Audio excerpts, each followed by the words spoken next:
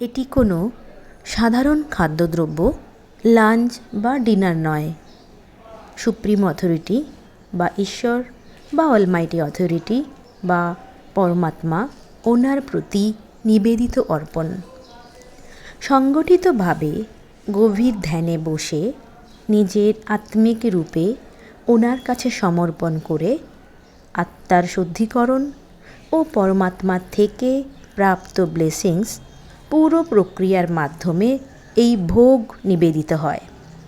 শুধু তাই নয়, ভোগ তৈরি করার সময় থেকে ভোগ নিবেদন ও কনজিউম পুরো সময়টাতে শুধুমাত্র remembrance of god, mindfulness, piece এবং স্পিরিচুয়াল স্টেট অফ বিং ছাড়া অন্য কিছুই থাকে না।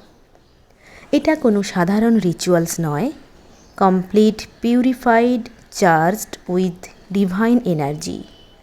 Thank you, God bless you.